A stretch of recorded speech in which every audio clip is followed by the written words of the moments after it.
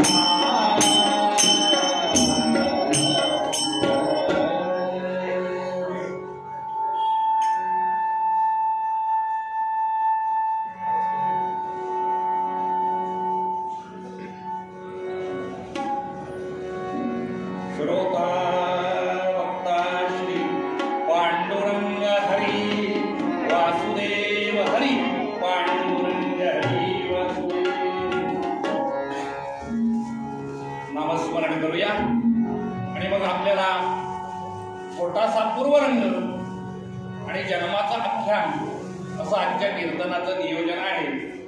त्यामुळे टाळी वाजवून सगळ्यांनी नामस्मरण करायचं आणि जवळपास 27 ते 28 वर्षानंतर जन्म करण्याचा योग आहे या मंदिरात.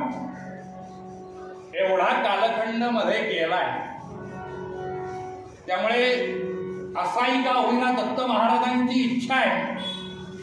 त्यामुळे सगळ्यांनी जोरदार टाळी वाजवावी.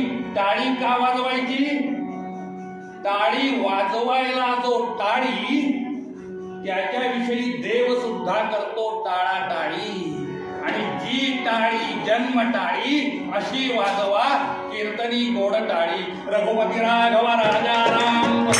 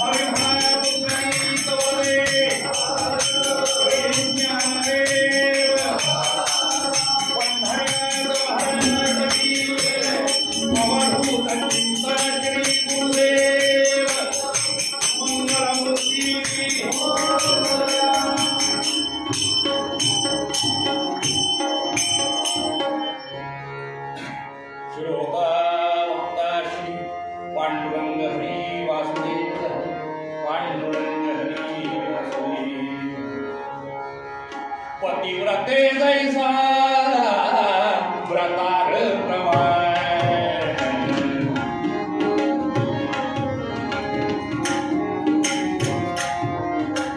पतिव्रते जैसा व्रतार प्रमाण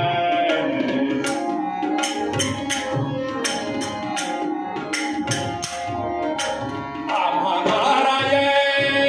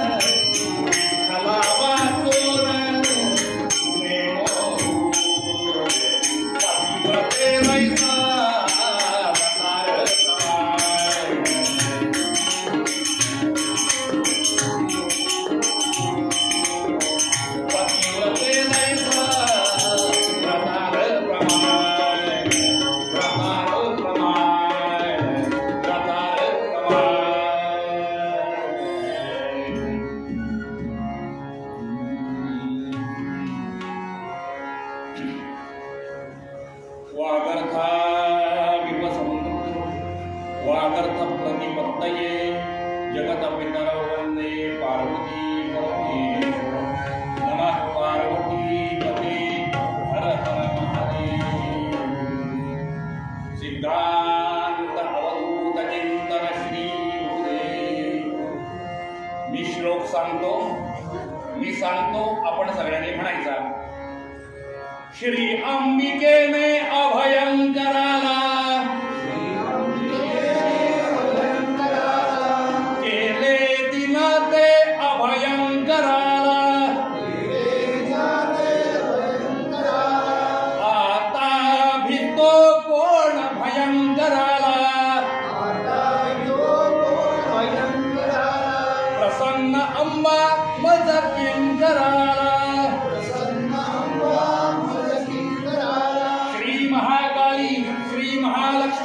श्री महासरस्वती त्रिगुणात्मिका जगदंब उदयो अवधूत चिंतन श्री गुरुदेव मंगलमूर्ती मोरयाय श्रोता वक्ता श्री पांडुरंग हरी वासुदेव पांडुरंग हरी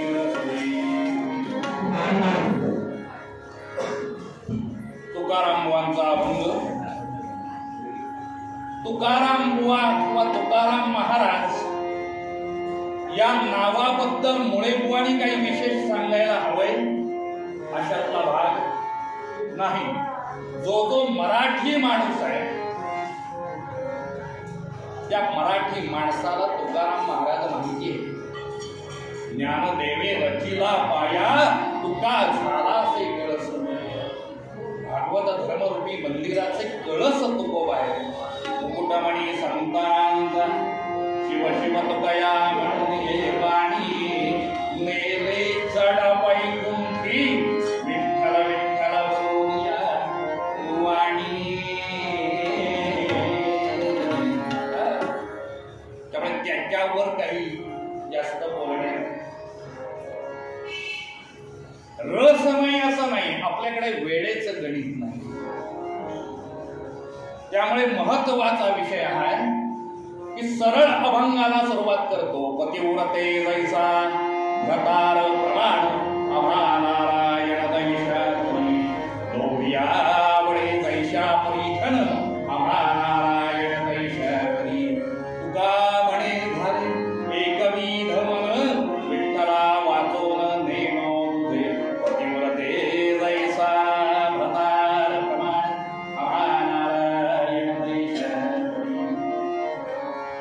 तीन चरणाचा अभंग आहे।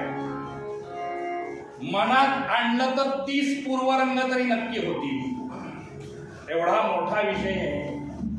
आजच्या या सगळ्या 15-20 मिनिटाच्या पूर्वरंगात तो बसवायचा म्हणजे मोठा सागर घागरीमध्ये पोतण्यासारखे भरण्याचा प्रयत्न केल्यासारखा आहे। पण जाणकार मंडळी क्षमा करतील। पतिव्रते जैसा व्रतार प्रमाण आम्हा नारायण तैशा परी।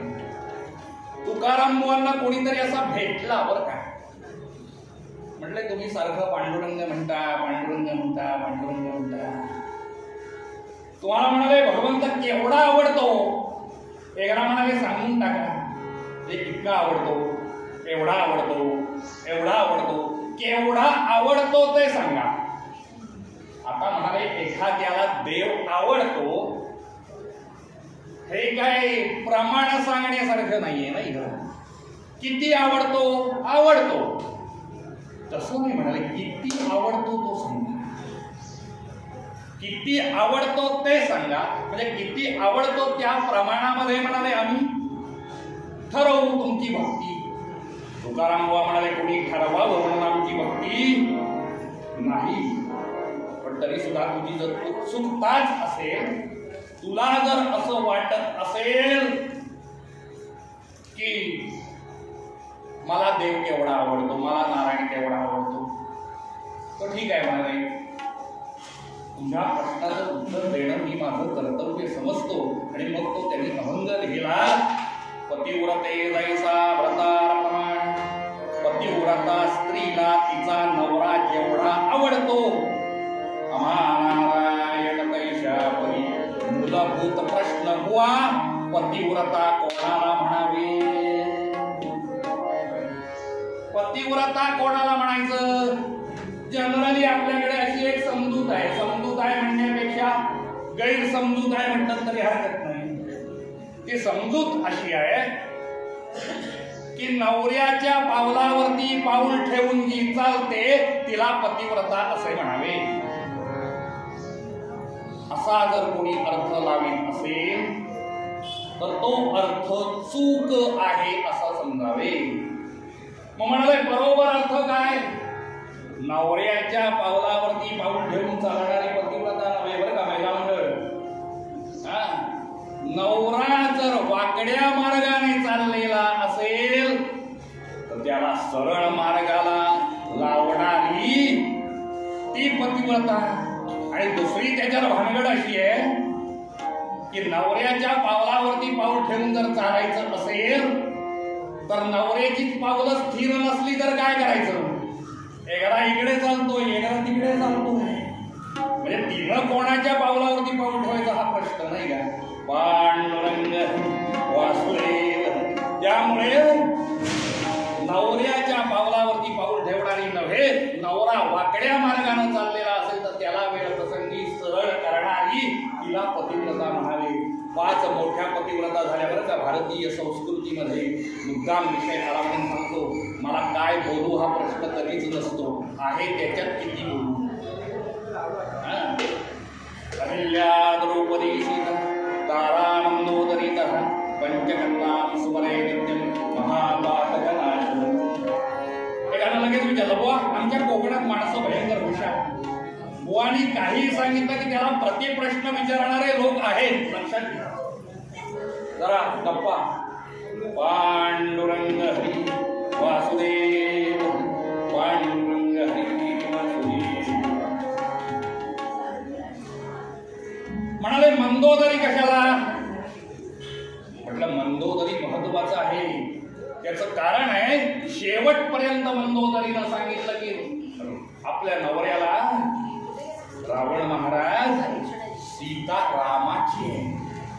सीता रामाची आहे. तुम्ही सन्मानपूर्वक रामाकडे नेऊन पोहोचवा. राम पतित पावन आहे. निश्चितपणाने उद्धार केल्याशिवाय राहणार नाही. शेवटच्या क्षणी सगळं गेलं. 14 चौकड्याचं राज्य रावणाचं महाराज बुडालं. तेव्हाही ओळखताना मंदोदरीनं सांगितलं अजून वेळ गेलेली नाही. अजून वेळ गेलेली नाही. रामाकडे सीता सन्मानानं पोचवा. राम पतित पावन आहेत. एवढं होऊनही तुम्हाला क्षमा केल्याशिवाय राहणार नाही. म्हणून मंदोदरीचं नाव घ्यायचं. कोणाच्याही भाग्यानं श्रीमंती यावी बरं का. कोणी गरीब राहू नये, श्रीमंती यावी, वैभव यावं. पण एकदा नवरा श्रीमंत झाला ना की बायकांना थोडस वाटतं बरं का माझं हे म्हणजे काहीतरी. त्यांच्यासाठी मंदोदरीचं उदाहरण आहे. रावणाकडे काय कमी आहे? सगळं त्रिभुवनाचं राज्य आहे. पण त्रिभुवनाचं राज्य असून सुद्धा मंदोदरीची बुद्धी स्थिर आहे. ही बुद्धी स्थिर राहावी म्हणून या 5 कन्या सकाळी म्हणायच्या आहेत. अहिल्या द्रौपदी सीता तारा मंदोदरी तथा पंचकन्यां स्मरे महापातकनाशनं. एक कीर्तनकार होते. आपल्या कीर्तनात कायम ह्या पंचकन्यांचं नाव घ्यायचे आणि कीर्तन ऐकायला बायको यायची रोज. ते म्हणाले तुम्ही रोज कीर्तनाची सुरुवात बायकांची नावं घेऊन करता. मला अजिबात आवडत नाही. म्हणाले काय आवडत नाही? माझं नाव म्हणाले त्याच्यात कुठे तुम्ही घेत नाही हे आवडत नाही. म्हणाले काय करू? ते म्हणाले बाकी काय असू दे, माझं नाव आजच्या कीर्तनात जर झालं नाही तर म्हणाले रात्री जेवायला मिळणार नाही. तो म्हणाला प्रयत्न करतो आणि बुवानी सुरुवात केली. अहिल्या द्रौपदी सीता, अहिल्या द्रौपदी. बघते माझं नाव. डोळे मोठे. आता डोळे मोठे झाल्यानंतर काही वर मान करायची हिंमत आहे काय? डोळे मोठे झाल्यानंतर बुवानी लगेच बुवा हजर जबाबी पाहिजे बरं.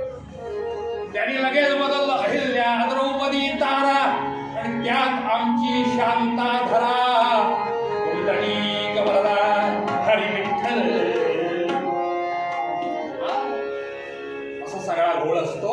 पतिव्रते जैसा व्रतार प्रमाण आम्हा नारायण दैशा. आणखीन म्हणाले केवढा नारायण आम्हाला आवडतो ते त्याचं त्यांनी दुसरं उदाहरण दिलं बरं का. लोभिया आवडे दैशा परिधन, लोभिया आवडे दैशा परिधन आम्हा नारायण पैशा परी. लोभ्याला ज्याप्रमाणे पैसा आवडतो, पैसा सगळ्यांनाच आवडतो बरं का. तिकडे सगळ्यांनाच आवडतो. कोण हात वर करेल मला पैसा नकोय, सगळ्यांना पैसा आवडतो. प्रपंचामध्ये अवश्य प्रपंची पाहिजे सुवर्ण, परमार्थी पंचीकरण वगैरे वगैरे वगैरे. पैसा आवडतो, गरज आहे, पण त्यातल्या त्यात लोभ्याला जेवढा पैसा आवडतो आम्हा नारायण दैशा परी, आम्हाला भगवंत तेवढा आवडतो. आणि शेवटचं जे चरण आहे ते फार महत्वाचं आहे, मला ते सांगितलं पाहिजे. तुका म्हणे झाले एकविध मन, विठ्ठला वाचोन नेणो तुझे. भगवंता तू आणि मी एवढा एकरूप झालो, तू आणि मी एवढा एकरूप झालो की तिथे दुसरं काही उरलंच नाही. एकविध मन झालं. जे तुझं मन आहे ते माझं झालं, तुझं सुख दुःख आहे ते माझं झालं, माझं सुख दुःख आहे ते तुझं झालं. एकदा आमच्या तुकाराम बुवांना पांडुरंग प्रसन्न झाले बरं का. म्हणाले तुकाराम बुवा बोला. म्हणाले प्रसन्नोस्मी ब्रह्मरूही. प्रसन्न झालोय म्हणाले मागा. महाराज म्हणाले काही मागायचं नाही, पण असं म्हणाले वाटतं बरं का. काय वाटतं? देवा एकदा तुला अशी कडकडून मिठी मारावी, एकदा तुला अशी कडकडून मिठी मारावी वाटतं. पांडुरंग म्हणाले कालत्रयी ही शक्य नाही. म्हणाले का शक्य नाही? ते म्हणाले कसं शक्य होणार? स्वतःच स्वतःला कोणाला मिठी मारता येत नाही. तू आणि मी वेगळा उरलोच नाही. जो तू आहेस तो मी आहे आणि मी आहे तो तूच आहेस. त्यामुळे तू आणि मी याच्यामध्ये भिन्नता उरली नसल्यामुळे म्हणाले तुला मलाच मी मिठी कशी मारणार? माणूस दुसऱ्याला मिठी मारू शकतो, स्वतःला मिठी नाही मारू शकत. एखादा म्हणाल खांबाचा आधार घेऊन मिठी, पण तो कसला तरी का होईना आधार घ्यावा लागतो. पांडुरंग वासुदेव स्वतःची मिठी मारून घेता येत नाही, लक्षात घ्या. त्यामुळे एकविध मन झालं. तुका म्हणे झाले एकविध मन, विठ्ठला वाचून नेण तुझे. आणि हे जेव्हा एकविध मन होतं तेव्हा काय होतं? एक सुंदर असा दृष्टांत पाठ जोडतो पूर्वरंगाला आणि पूर्वरंग थांबवतो. बऱ्याच जणांच्या हे गावी नाहीये. लोकांना वाटतं कीर्तन म्हणजे खूप सुंदर आहे, सोपं आहे. तसं नाहीये. 35 वर्ष झाली कीर्तन करतोय, मला अजून कीर्तन कळलेलं नाही. सांगायला काय? पांडुरंग हरी वासुदेव. एकच फक्त दृष्टांत करतो. एकविध मन झाल्यानंतर काय होतं आपल्याला माहितीये. हिरण्यकश्यपूने प्रल्हादाला जंग पछाडलं छळण्यासाठी. प्रल्हाद मेलेला नाही. हिरण्यकश्यपू हा शब्द सुंदर आहे बरं का. हिरण्यकश्यपू हा शब्द सुंदर आहे. हिरण्य म्हणजे सोनं आणि कश्यपू म्हणजे उशी. सोन्याची उशी घेऊन झोपणारा त्याला हिरण्यकश्यपू म्हणायचे. तुमच्यापैकी कोण असेल तर बघा. पांडुरंग हरी वासुदेव. म्हणाले आता सोनं केवढं महाग आहे. सोन्याची उशी जाऊ दे, एक छोटं सोन्याचं बिस्किट घ्यायचं म्हटलं तरी युवानीनं बोललेलं बरं. पांडुरंग हरी वासुदेव. आणि शेवटी त्याला विचारावं नारायण नारायण कुठं आहे तुझा नारायण? तो म्हणाला इतकं एकविध मन आहे. म्हणाला नारायण कुठे नाही, सगळीकडे आहे. भूजल तेज समीर रवी शशी काष्ठादिकी असे म्हणला. स्थिरचर व्यापुनी अवघा तो जगदात्मा तुझा शांमुळी उरला.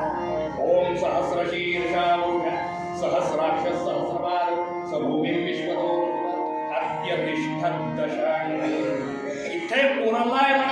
खांबात सुद्धा म्हणाले नारायण आहे. ज्याला नारायण आणि आपण वेगळा वाटत नाही त्याला सजीव किंवा निर्जीव गोष्टीत सुद्धा भगवंत दिसतो. लक्षात घ्या. सानेगुरुजींचं फार सुंदर बोलाय बरं का. प्रभूची लेख रे सारी तयाला सर्व ही प्यारी कुणाना तुच्छ लेखावे जगाला प्रेम. त्या प्रसादानं सांगितलं कुठे नाही खांबात सुद्धा आहे. एवढं ऐकावं. खांबावरी मोठं बांधली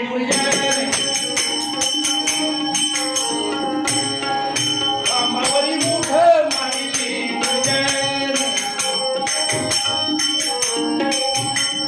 स्तंभी नारायण प्रगट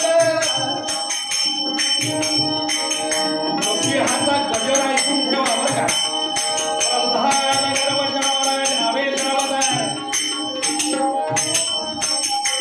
भगवान श्री लक्ष्मी महाराज की कामडे ऐसा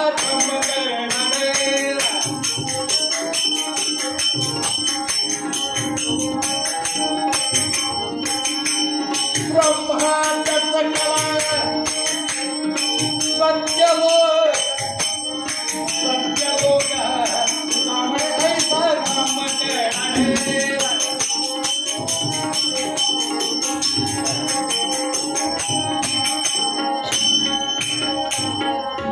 बाकी पुढचा इतिहास सगळ्यांना माहिती आहे.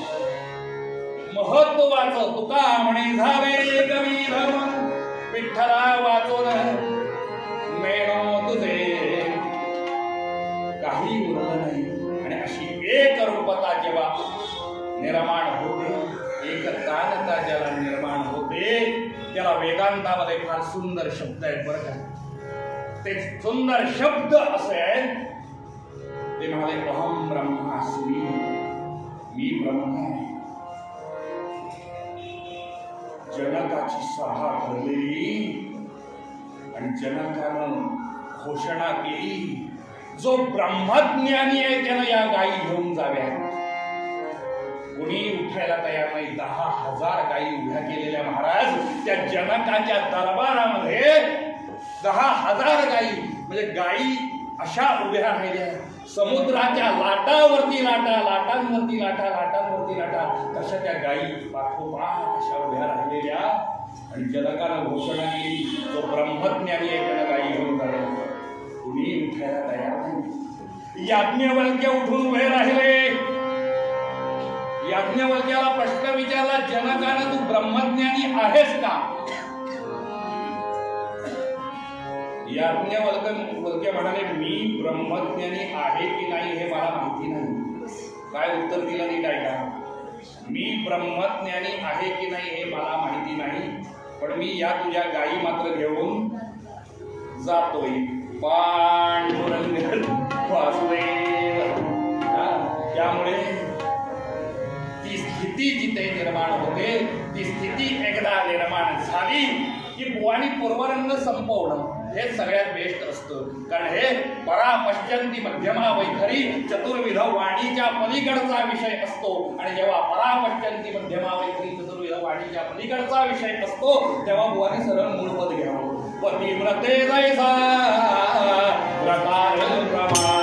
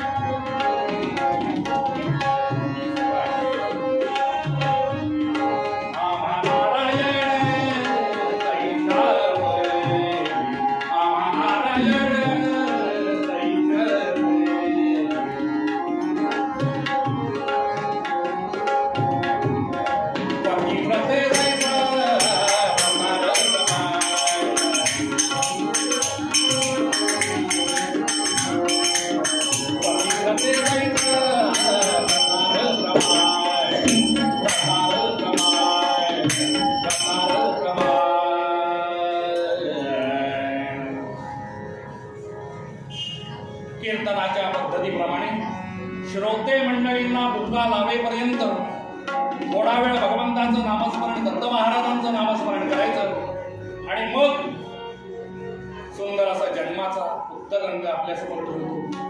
एक मंडळी सांगू तुम्हाला, अगदी प्रामाणिकपणे सांगतो, 3 प्रकारची कीर्तन अशी आहेत की ज्याच्यात आम्हाला काहीही फेरफार करता येत नाही. त्याच्यातलं पहिलं आहे ते म्हणजे जन्माचं कीर्तन. जन्माच्या कीर्तनामध्ये आम्हाला काही बदल करता येत नाही. दुसरं कीर्तन आहे ते ललिताचं कीर्तन. त्या ललिताच्या कीर्तनात आम्हाला फेरफार करता येत नाही. पण तुम्हाला एक महत्वाची सांगतो, पालीच्या बल्लाळेश्वरला उत्सव केला. ते म्हणाले, बुवा आमचं म्हणाले ललित वेगळं आहे हो, मला त्यांच्याकडून ते सगळं घ्यावं लागलं, पाठांतर करावं लागलं आणि मग ललिताचं सादरीकरण. पण जनरली आपल्याकडे इकडे ललिताच्या कीर्तनात फेरफार आपल्याला करता येत नाही. आणि तिसरं कीर्तन आहे ते काल्याचं कीर्तन.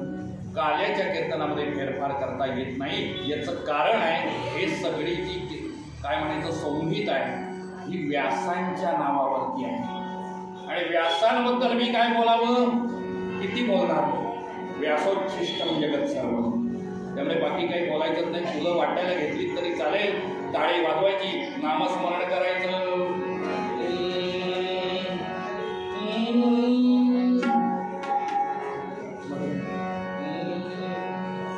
दिगंबरा दिगंबरा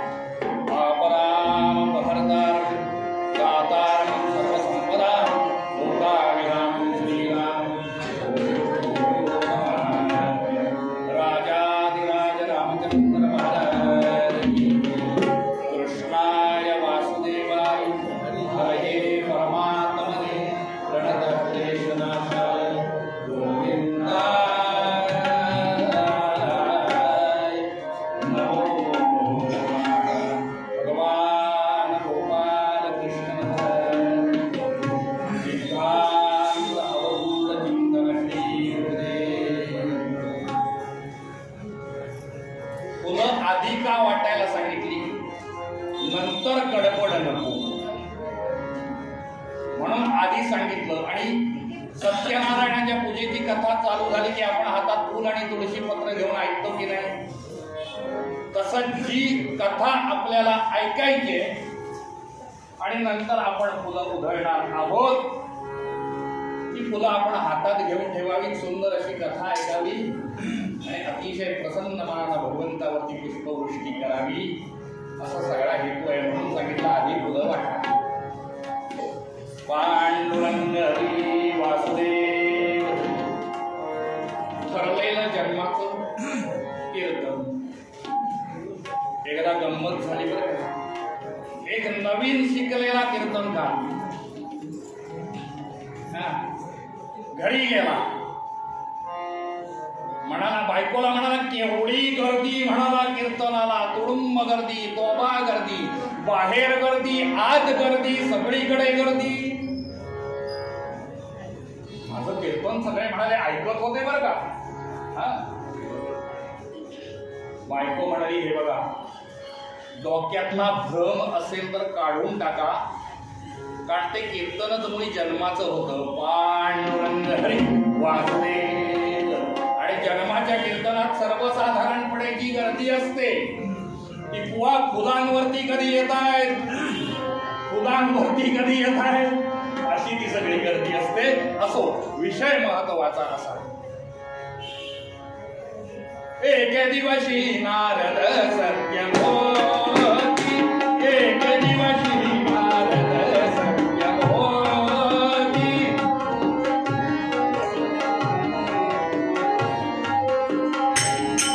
राजसंतांनी मायेच्या विरोधी,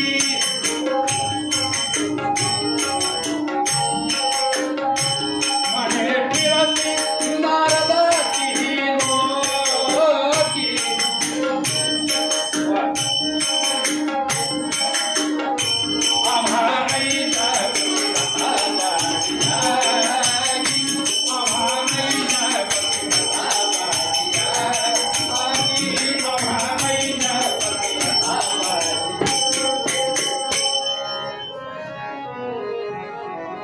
देवर्षी नारदांची स्वारी या गादीचे मालक वर्ग आहे. जगाचं कल्याण करावं या उद्देश. हातामध्ये महती नावाची वीणा आहे. चिपळ्या घेतलेल्या नारायण नारायण. मंडळी, एक शब्द सांगतो, लक्षात घ्या. नारद हा शब्दच सुंदर आहे. नारद शब्दाची व्याख्या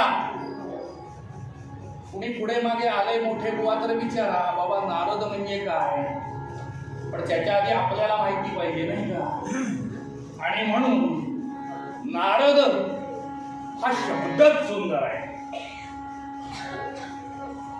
नारम ज्ञानम ददाती सहा नारदा. पांडुरंग वासुदेव. नारम ज्ञानम ददाती सहा नारदा. दुसऱ्याला ज्ञान जो देतो, दिल्यानं ज्ञान वाढतं बरं का. नारायण. सावित्री मातोश्रींच्या घरी सगळ्या तिन्ही देवता एकत्र जमलेल्या महाराज. लक्ष्मी मातोश्री होत्या, पार्वती मातोश्री होत्या. आता गप्पा काय चालल्या होत्या मुळे बुवाला विचारू नका, तर त्या मुळे बुवाला माहिती नाही. प्रत्येक वेळेला अगदी घरात महिला मंडळाचा कार्यक्रम असला तरी त्या काय गप्पा मारतात घरातल्या पुरुषांना कळत नाही आणि कळून घ्यायचंही नसतं. पांडुरंग हरी वासुदेव. पांडुरंग हरी. आणि लक्ष्मी मातोश्रीने हाक मारली, नारदा म्हटले इकडे या. नारदाने तिघींना नमस्कार केला. या देवी सर्वभूतेषु मातृरूपेण संस्थिता. नमस्तस्यै नमस्तस्यै नमस्तस्यै नमो नमः. नारदा, आज काय माई म्हणले, त्रिभुवनामध्ये संचार करतो म्हणले. नारदा, एक प्रश्न आहे. एके दिवशी नारद सत्यलोकी जात असता ती मायत्या लोकी. म्हणे, नारदा फिरसी की लोकी आम्हा आईशा पतिव्रता पाहिल्या की. आमच्या सारख्या पतिव्रता त्रिखंडात तू म्हणले बघितलीस. आता सज्जन माणूस जो असतो ना तो फार बोलत नाही, लक्षात घ्या. उथळ पाण्याला खळखळाट काय असतो तो सगळा आमचाच असतो बरं का. पण जो सज्जन माणूस आहे, विद्वान माणूस आहे, तो कधी फार बोलत नाही, बोलतही नाही आणि त्याला जे करायचंय तो केल्याशिवाय राहत नाही. नारद काही बोलायला तयार नाही. ऐशा पतिव्रता पाहिल्या की आमच्या सारख्या पतिव्रता खंडात कोण तू पाहिलेस का. नारद म्हणाले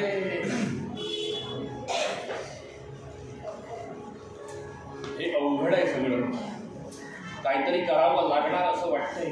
याचं कारण असं आहे, जेव्हा माणसाच्या मनामध्ये अहंता निर्माण होते, मी करता ही भावना निर्माण होते, त्यावेळेला नारदांसारख्या सज्जन माणसांना लक्ष त्याच्यात घालावं लागतं. जनरली एक लोक असं म्हणतात की नारद हे कळ लावे. नारद म्हणजे कळीचा नारद. पण एक वाक्य सांगतो ते लक्षात ठेवा, आयुष्यभर आजच्या कीर्तनातून लिहून ठेवा. नारदांची कळ कधी लागते बरं का. दुसऱ्याची कळ समजल्याशिवाय कळकळ उत्पन्न होत नाही. कळकळ उत्पन्न झाल्याशिवाय कळवळा उत्पन्न होत नाही आणि कळवळा उत्पन्न झाल्याशिवाय नारदांची कळ लागत नाही. नारद म्हणाले ठीक आहे, हरकत नाही. आणि झालं, नारदांनी सांगितलं बाबा मला 2 गोष्टी आहेत. पहिली गोष्ट म्हणजे मला 6 ला 5 मिनिटं कमी आहेत, मला खोटं बोलता येत नाही. आणि दुसरी गोष्ट महत्वाची अशी, मला पहिली गोष्ट खोटं बोलता येत नाही आणि खरं सांगितल्याशिवाय राहत नाही. त्यामुळे आता तुम्ही मला प्रश्न विचारला, त्या प्रश्नाचं उत्तर मला देणं क्रमप्राप्त आहे. आता त्याच्यात कोणाला वाईट वाटतं वगैरे मला त्याच्याशी कर्तव्य नाही. सत्यम ब्रूयात प्रियम ब्रूयात, पण न ब्रूयात सत्यम अप्रियम. पण नारदांच्या बाबतीत असं काही नाही. म्हणाले मला बोलताना तुम्ही मला प्रश्न विचारला, मी त्याचं उत्तर देणार. या पृथ्वी तलावरती म्हणाले अत्रि आणि अनसुया नावाचं सुंदर अशी ऋषी दाम्पत्य राहतं. ऋषी नव्हे बरं का, ऋषी. कीर्तनातल्या उच्चारांना पण महत्व आहे. पांडुरंग हरी वासुदेव. या अत्रि ऋषींची जी भार्या अनसुया आहे, बरेच कीर्तनकार अनावधानाने अनुसूया असं म्हणतात. गुरुचरित्रामध्ये ते नाव अनसूया असं आहे. अनसूया म्हणजे जिला कुठल्याही बद्दल कोणाही बद्दल असूया नाही अशी ती अनसूया. आपल्या पतीच्या सेवेमध्ये तत्पर आहे. भरपूर पैसा असला म्हणजे सुख असतं असं नाही. आणि इतकी तेजस्वी पतिव्रत आहे की तिच्या झोपडी समोर सूर्य सुद्धा 10 वेळा विचार करून उगवतो. ती तुके कृत्य करून गेला तेथोनी ब्रह्मनंदन, कमला क्रोधाय मान होऊन वदती झाली ते दवा. काही करून नारदा तिचं जे पातिव्रत्य आहे ते हनन केलं पाहिजे. नारद म्हणाले काय गरज आहे, तुमच्याशी भांडायला आले, मी पतिव्रता भांडायला आले काय. म्हणाले भांडायला आली नाही म्हणून झालं काय. आणि जाता जाता नारदाने बिंदू सोडलं. आणखी आता एक गोष्ट महत्वाची बोललो नव्हतो ती आता बोलतो. म्हणले काय, तिच्या पायातले जे फेरवे आहेत ना, त्या फेरव्यांवरती सावित्री, लक्ष्मी आणि पार्वती यांचे म्हणाले फोटो आहे. पांडुरंग वासुदेव. आमच्या फोटोचे फेरवे करून पायात घालते. लक्षात घ्या, स्त्रियांचं मन जाणून घेणं हे फार अवघड आहे बरं का. आमच्या फोटोचे फेरवे पायात घालते. नारदा काही झालं तरी न झाले म्हणाले, हनन पातिव्रत्याचं म्हणाले झालं पाहिजे. कसं होणार? नारद म्हणाले मला विचारायचं नाही, आणि मला जर विचारलं आणि मी बोलतो आणि नंतर भानगडी झाल्या तर त्याला जबाबदार मी नाही. सगळ्या गोष्टी आधीच सांगतो.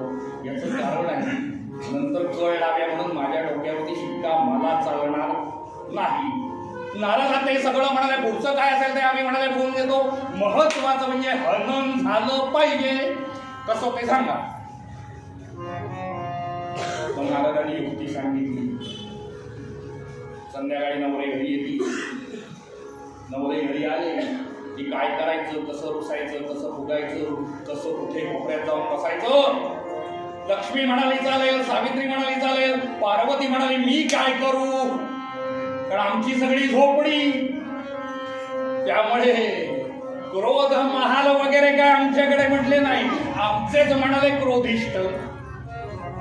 ते म्हणाले तुमचं तुम्ही काय ते बघा, आम्हाला सांगू नका. नारद निघून गेले. इकडे संध्याकाळच्या वेळेला भगवान विष्णू, भगवान ब्रह्मदेव आणि भगवान शिव आपापल्या घरी आले. आपापल्या घरी आल्यानंतर स्त्रिया स्वागताला आल्या नाही. लक्षात घ्या, एखादी गोष्ट जर विचित्र झाली तर माणसाला विचित्र वाटतं. दासदासींजवळ चौकशी झाली, भूतगणांजवळ चौकशी झाली, गाव म्हटले आले नाहीत सामोरे. त्या म्हणाले क्रोध महालात गेले. जुन्या काळात असायचं बरं का, क्रोध महाल, रंग महाल, हे सगळे महाल पूर्वीच्या काळात असायचे. आता 10 बाय 10च्या खोलीत रुसायचं पण तिथेच, हसायचं पण तिथेच, आणि डोकी एकमेकांची आपटायची वेळ आली तरी तिथेच. पाणी दुरंग हरी तो काळ वेगळा होता. आणि देव समजूत काढायला लागले आपल्या बायकांची. सोपं नाही बरं का. हा, संसार या शब्दाचा अर्थच सुंदर आहे. संसरती इति संसारा. तरुण जावा लागतो, जाता येत नाही, जावं लागतं. हे तर सगळं कठीणच आहे. दोरी फिरवी भवऱ्याला. भवऱ्याचा खेळ माहितीये. त्या भवऱ्याला दोरी गुंडाळतात आणि त्या दोरीच्या साह्यानं तो भवरा फिरतो. दोरी फिरवी भवऱ्याला, नारी फिरवी तशीच नवऱ्याला. लाज नसे हावऱ्याला, झाली तसे पाणी शेण गवऱ्याला. हरे हरे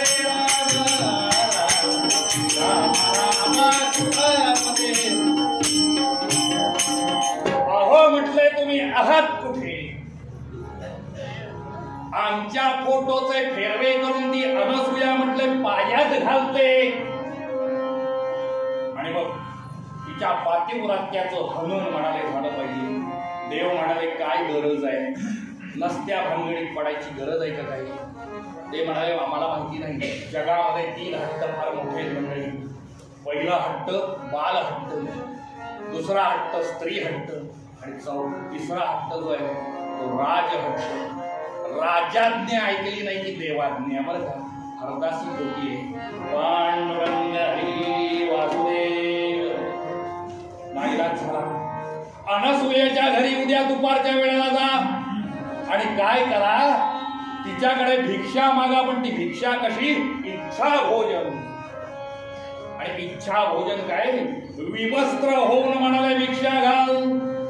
देव म्हणाले काय तुमचं म्हणाले लॉजिक आहे, काय तुमचं तत्वज्ञान आहे म्हणाले मला कळत नाही. पण नाईलाज आहे. निघाले. भर दुपारची वेळ आहे. धडधडीत 12 वाजलेले. ब्रह्मदेव आले. मध्येच वाटेत विष्णू भेटले. का म्हटले तुम्ही कुठे? म्हणजे त्या अनसूयेच्या आश्रमामध्ये. शंकर आले. म्हटले तुम्ही कुठे? अनसूयेच्या आश्रमामध्ये. आणि मग कसे निघाले? एक सुंदर श्लोक आहे बरं का. 6:05 आपल्याला जन्म करायचा आहे. 6 वाजताय.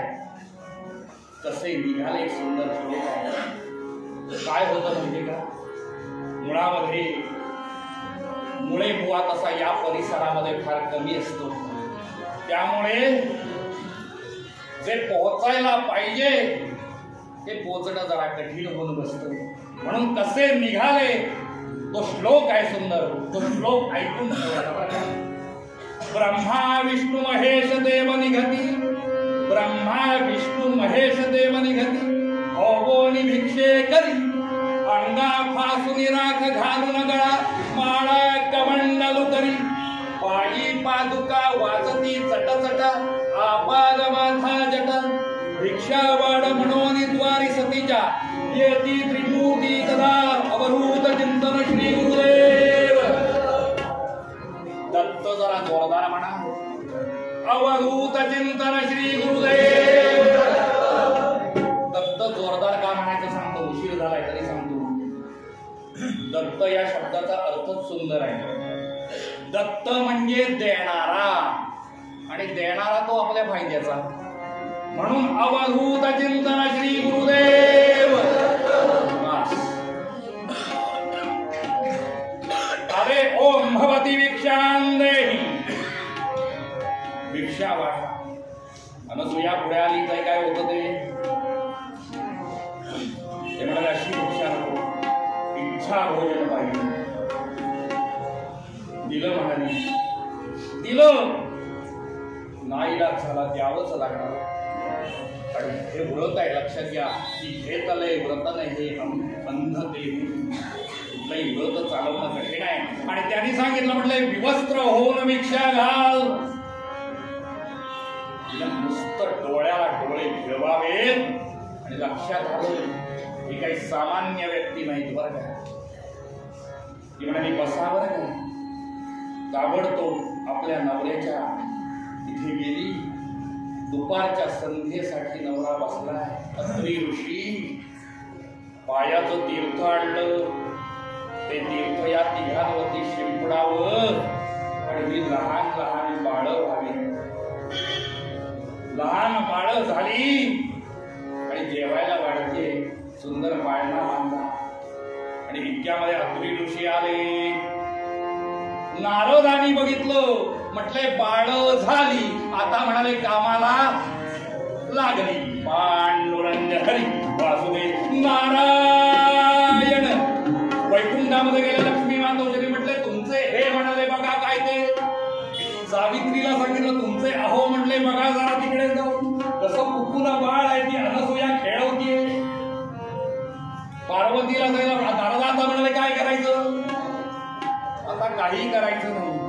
ती बाळ झालेली आहेत, ती पाळण्यात झोपलेली आहेत. आता सरळ जायचं, अनसुयेला साष्टांग नमस्कार करायचा आणि तूच पतिव्रता आहेस हे मान्य करायचं. त्याच्याशिवाय पर्याय नाही. कारण 6:05 मिनिटं झालेली आहेत. त्यामुळे आता तुम्हाला दुसरा ऑप्शन नाही. त्यामुळे नारदा त्याच्याशिवाय दुसरं मी आधी सांगितलंय, नंतर भानगडी झाल्या तर मी जबाबदार नाही. कारण भानगडी हा शब्दच सुंदर आहे. भानगडी कधी सुरू होतात तो शब्द उलटा करून बघा. गडी भान विसरला की भानगडी सुरू होतात. पांडुरंग हरी. मुळात भानगडी तुम्ही सुरुवात केल्या. जायचं म्हणाले नमस्कार करायचा, दुसरा म्हणाले माझ्याकडे पर्याय नाही. आणि नाईलाज झाला. तिने देवी अनसुयेकडे आल्या, नमस्कार केला. म्हटले ही बाळ झाली, म्हटले आमचे अहो आहेत ते. म्हणाले काय आता तीर्थ शिंपडते. त्याच्या आधी करा आपापले अहो म्हणाले ओळखून, म्हणाले आपापल्या कडेवरती घ्या. एवढं करा. प्रत्येकीनं अगदी निरखून पारखून आपापले अहो कडेवरती घेतले. हा तीर्थ शिंपडलं. सावित्रीच्या कडेवरती शंकर, पार्वतीच्या कडेवरती विष्णू. अशी सगळी गोंधळ झाला. लाजेला पारावार उरला नाही हो. म्हणजे काय सांगू, हे अख्यानं मी नुसतं 2 तास सांगतो. लाजेला पारावार उरला नाही. सगळ्या देवता प्रसन्न झाल्या. अनसुये प्रसन्न समीवरम ब्रूहि. आम्ही प्रसन्न झालोय, माग. म्हणजे काय मागायचं देवा. जे सुख मला तुम्ही काही क्षणापुरतं दिलं, ते सुख मला तुम्ही कायम स्वरूपी द्या, अशी आमची इच्छा आहे. बाकी आम्हाला काही मागायचं तुमच्याकडे केला आणि आमच्या रूपानं तुझ्या उदरी हंस निर्माण होतील. मात्र एक आहे, आम्हाला जगाचं कल्याण करायचंय. जगाच्या कल्याणा संतांच्या विधी, देह कष्ट विधी, उपकारे पुरलो उपकारा पुरता. आम्हाला परवानगी मिळाली पाहिजे. आणि असं ठरलं. देवाने आशीर्वाद दिले. सुंदर असा महिना मार्गशीर्ष नावाचा महिना. या मार्गशीर्ष महिन्याबद्दल मी काय बोलू? भगवंताने गीतेमध्ये विभूती सांगताना या मार्गशीर्ष महिन्याचा विशेष उल्लेख केलेला आहे. मासानाम मार्गशीर्षोस्मी. सगळ्या महिन्यांमध्ये मार्गशीर्ष. आणि मार्गशीर्ष हा शब्द सुद्धा सुंदर आहे बरं का. शीर्ष म्हणजे डोकं आणि मार्ग म्हणजे सन्मार्ग. डोकी सन्मार्गाला लावण्याच्या दृष्टीने उपयुक्त कालावधी जर कुठला असेल तर हा मार्गशीर्ष महिना आहे. सुंदर असा योग जुळून आला आहे. 5 ग्रह उंचीचे आलेले. रोहिणी नक्षत्र आहे, बुधवार आहे. आणि अशा वेळेला मृगशीर्ष या नावाचं नक्षत्र आहे. सगळी बुवांची गडबड उडून चालत नाही. ती लोकांच्या लक्षात येते बरं का. त्यामुळे बुवांनी ती लगेच चूक सुधारली पाहिजे. मृगशीर्ष या नावाचं नक्षत्र आहे. बुधवार आहे, गुरुवार नव्हे, बुधवार आहे. आणि असा मार्गशीर्ष महिना पौर्णिमा आहे. मार्गी प्रदोष काळी, मार्गी प्रदोष काळी राखा मृगशीर्ष युक्त बुधवारी. अतरी गृही अवतरुणी, अतरी गृही अवतरुणी झाला प्रगट स्वभक्त कैवारी. राम हरे हरे राम राम चिंतावरूत चिंतन श्री दत्त. दिगंबरा दिगंबरा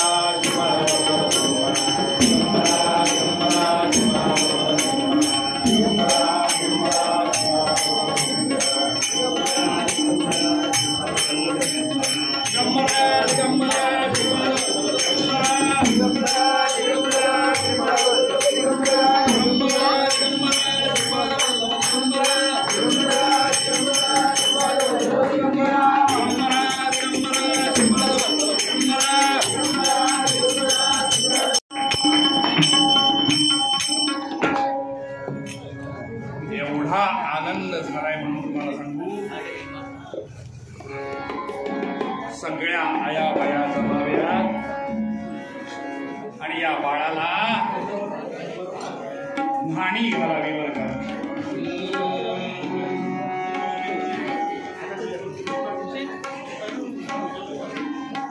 सगळ्या ऋषीपत्न्या जमतायत आणि बाळाला न्हाणी घालतायत. न्हाणी न्हाणी त्या निर्मला ते न्हाणी, न्हाणी न्हाणी त्या निर्मला ते न्हाणी.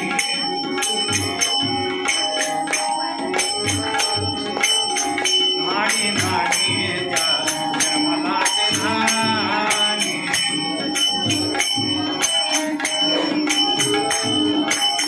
गंगा चरणीच्या वरी खाली पाणी. बाळाचं नाव दत्तात्रय असं ठेवलेलं आहे बरं का. सगळ्या 4 आया बाया जमल्या, टाळ्या वाजवा आणि पाळणा म्हणतायत बरं का.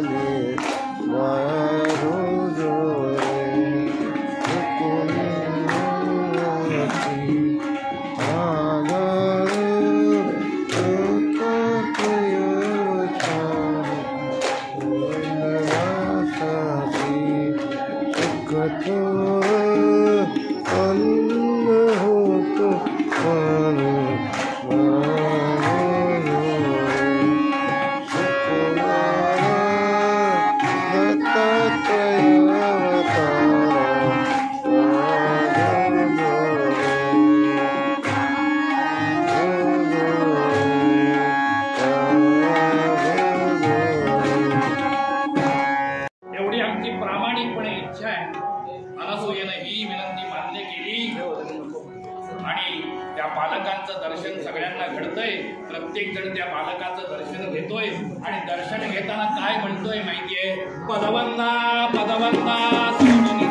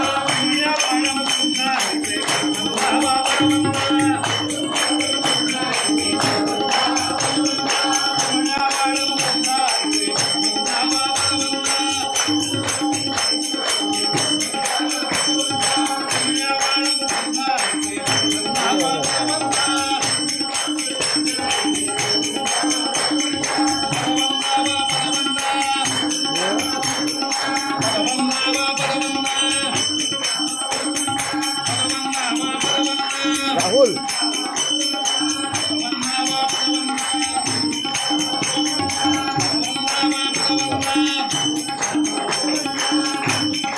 हे राहुल इकडे ये.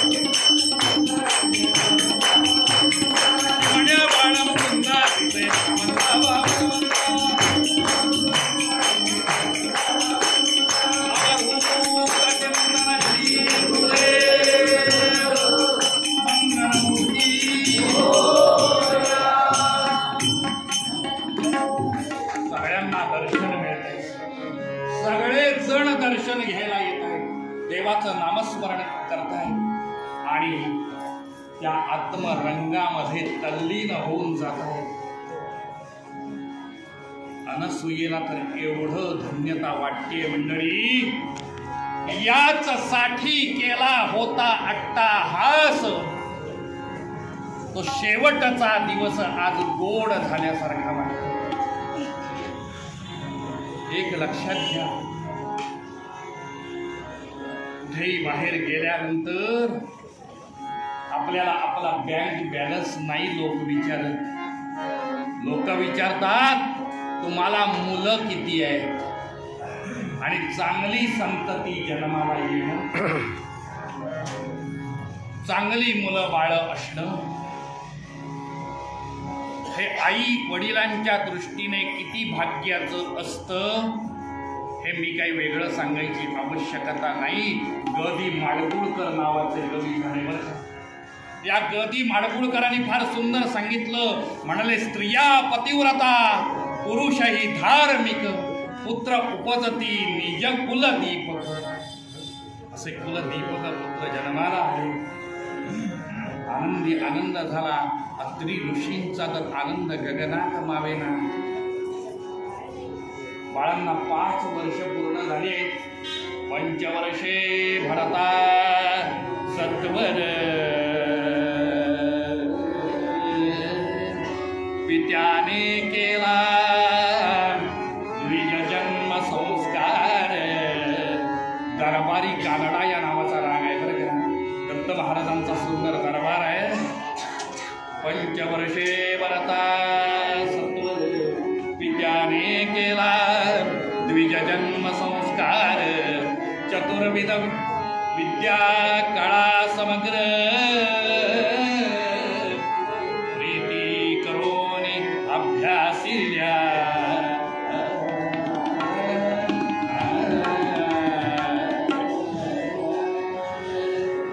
पंचवर्षे भरता सत्वर पित्याने केला द्विज जन्म संस्कार. चतुर्विध विद्या कळा समग्र प्रीती करून अभ्यासल्या. आणि नंतर त्यांनी सांगितलं, म्हणाले, अनसूये, आमचा जन्म हा मुळी जगाच्या कल्याणाकरता आहे, तेव्हा आम्ही इथे थांबणार नाही. सगळ्यात प्रथम ब्रह्मदेवाच्या अंशापासून जो मुलगा जन्माला आला त्याचं नाव चंद्र असं आहे. त्या चंद्रानं सांगितलं, आई तपश्चर्येला जाण्याची परवानगी द्या. अनसूयेने परवानगी दिली. जा म्हटले. चंद्र निघून गेला. शंकराच्या अंशापासून जो मुलगा जन्माला आला त्याचं नाव दुर्वास असं आहे. त्या दुर्वासाने नमस्कार केला. म्हणाले, तपश्चर्येला जायचंय, परवानगी घ्या. आईनं परवानगी दिली. तोही तपश्चर्येला निघून गेला. मंडळी, तप हा शब्दच सुंदर आहे बरं का. तप हा शब्दच सुंदर आहे. तप शब्द उलटा करा. तप पत. तप केल्याशिवाय पत वाढत नसते बरं का. पांडुरंग हरी वासुदेव. दुर्वास निघून गेले आणि मधला महाविष्णूंचा अंश असलेले दत्तात्रय ते समोर उभे राहिले. म्हटले, आई तपश्चर्येला जायचंय, परवानगी द्या. आणि आता मात्र अनसूयेच्या अश्रूंचा बांध फुटला. 2 मुलग्यांनी परवानगी मागितली, दिली. तुला परवानगी देणार नाही. आणि धर्मशास्त्र असं सांगतं, ऐकून ठेवा, आईची परवानगी असल्याशिवाय बाळाला तपश्चर्येला जाता येत नाही. भारतीय हिंदू संस्कृतीमध्ये असलेलं स्त्रियांचं स्थान हा वेगळ्या पूर्वरंगाचा विषय आहे. आत्ता सगळंच एका कीर्तनात सांगत नाही. आणि सगळंच एका कीर्तनात सांगितलं तर तुम्ही परत बोलावणार नाही. पांडुरंग हरी वासुदेव. त्यामुळे तो वेगळा विषय. तुला परवानगी म्हटले देणार नाही. कारण तुला जर मी परवानगी दिली तर माझ्याजवळ मग कुठला मुलगा असणार. कारण मी एवढे खटपटाती लटपटी केल्या, जी काही तुमच्या प्राप्तीसाठी धड पडेपर्यंतची धडपड मी केली, अर्धासी पोटी आहे बरं का. कळली तर गंमत आहे. नाही कळली तर म्हटलं त्याहून गंमत आहे. जी काही धड पडेपर्यंतची धडपड तुमच्या प्राप्तीसाठी मी केली, त्याचा उपयोग काय? तुला परवानगी मिळणार नाही. आई शब्द देतो, मला तपश्चर्येला परवानगी दे. ज्या ज्या वेळेला तू माझं स्मरण करशील त्या त्या वेळेला मी एकटा नव्हे बरं का, मी एकटा नाही, तुझे तीनही मुलगे माझ्या रूपानं तुझ्या समोर व्यक्त होतील असा आई मी तुला शब्द देतो. ते म्हणाले, दत्तात्रया गोड छान बोलतोस रे. म्हणाले, गोड नाही बोलत आई, हा माझा शब्द आहे, मला तपश्चर्येला परवानगी दे. जेव्हा स्मरण करशील तुझे तीनही मुलगे तुझ्या समोर एका रूपात उभे राहतील. म्हटले, कसे उभे राहतील? आणि मग दत्तात्रयाने जे अनसुयेला रूप दाखवलं, कसे दिसले? आमच्या तुकाराम बुवांना जसे दिसले ना तसे दत्तात्रय दिसले बरं का. तीन शिरे सात तया माझा दंडवत, तया माझा दंडवत, तया सावळे दिगंबर, तया माझा नमस्कार. अनसुया मंत्रमुग्ध झाली महाराज. काषाय वस्त्रम करदंडधारिणं कमंडलम फलकरेण शंकरं गदाभूषित भूषणाढ्यं श्रीपादराजं शरणं प्रपद्ये. तुकारामाणे दिगंबरे, तया माझा नमस्कार, तया माझा नमस्कार. तीन शिरे सहाते,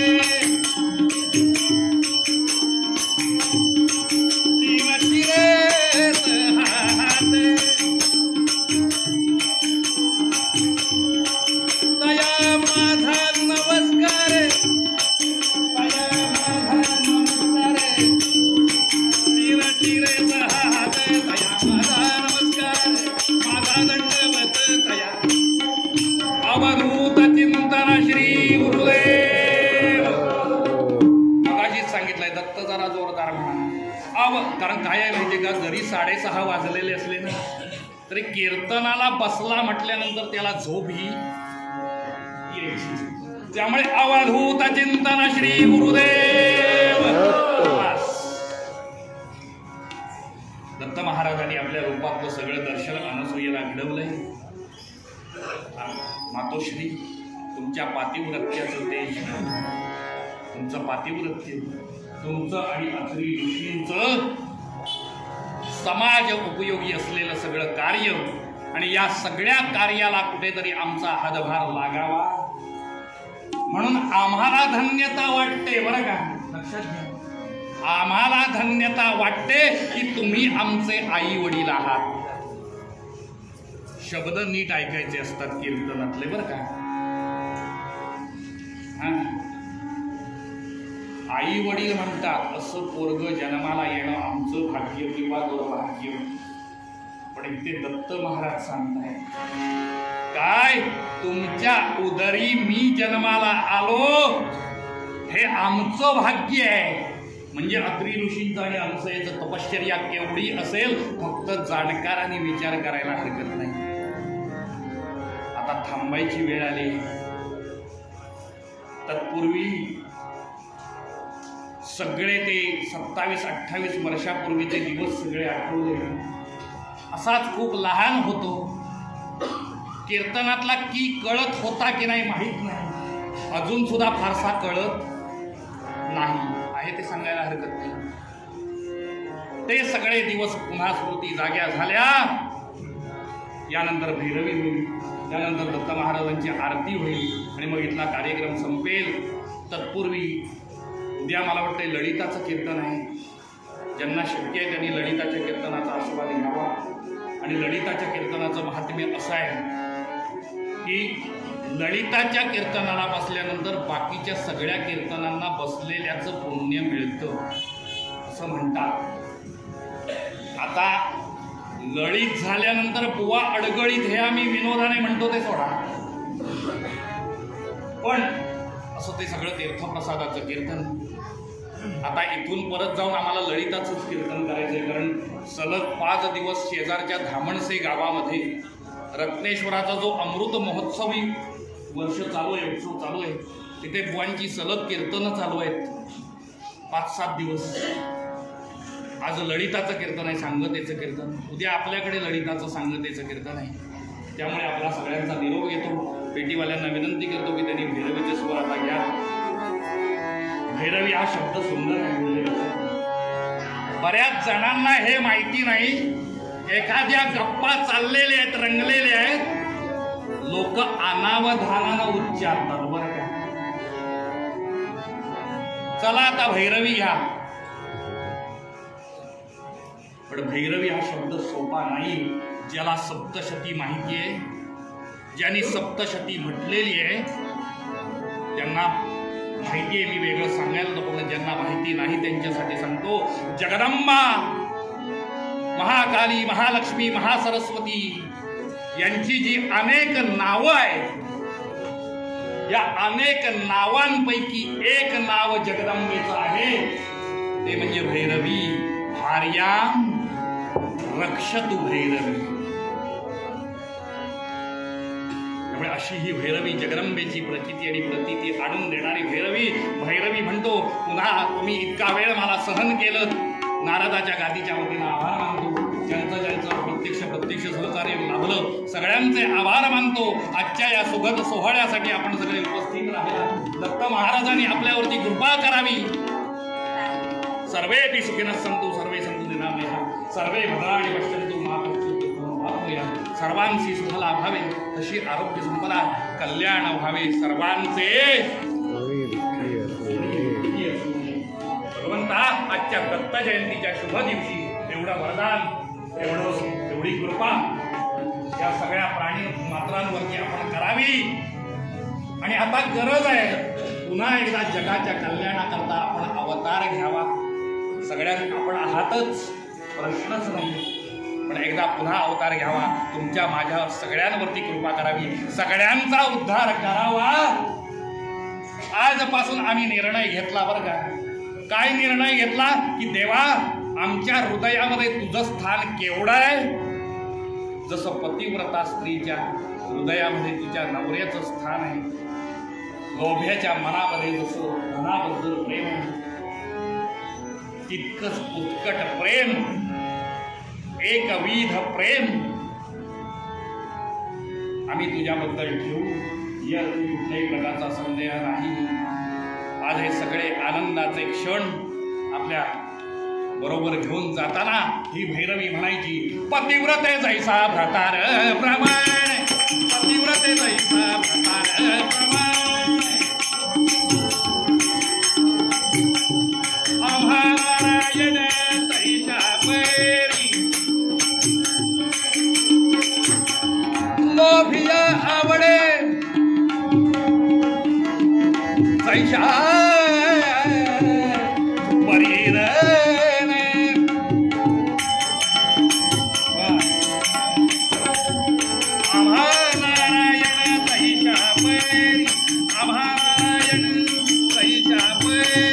पतिव्रते जैसा प्रमाण, पतिव्रते जैसा प्रमाण.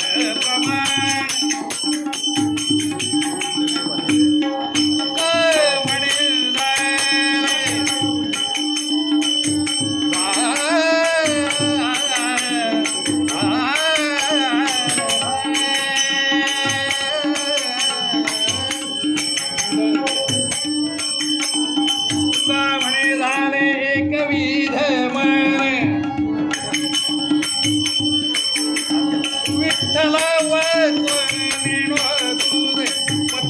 जैसा प्रमाण,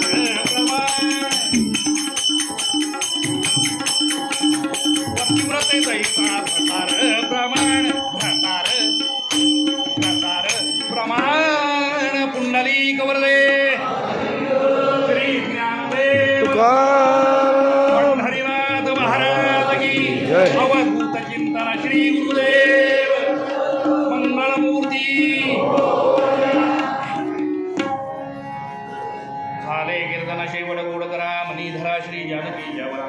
कीर्तनरंगी वाजवा करटाळी नामघोषे मातका वयवळी येऊनी कल्याण साम्राज्य सुखराशी चला उठा ओवाळा राघवरासी या अल्पशा सेवेला प्रसन्न झालेल्या श्री दत्त महाराजांच्या चरणी काय मागणं मागायचं सगळ्यांनी मागणं मागायचं उभं राहायचं मागणं मागायचं हे चिदान देगा देवा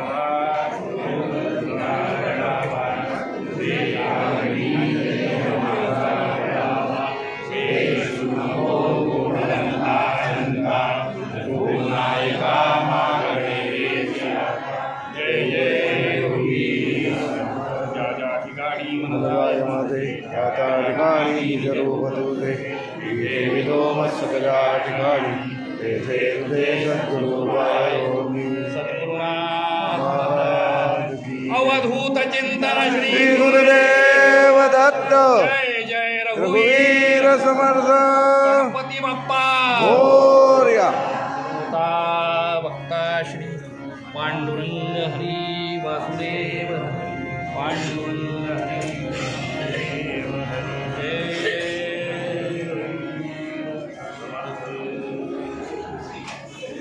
कीर्तनासाठी तुम्ही बुवांना प्रत्यक्ष संपर्क साधू शकता.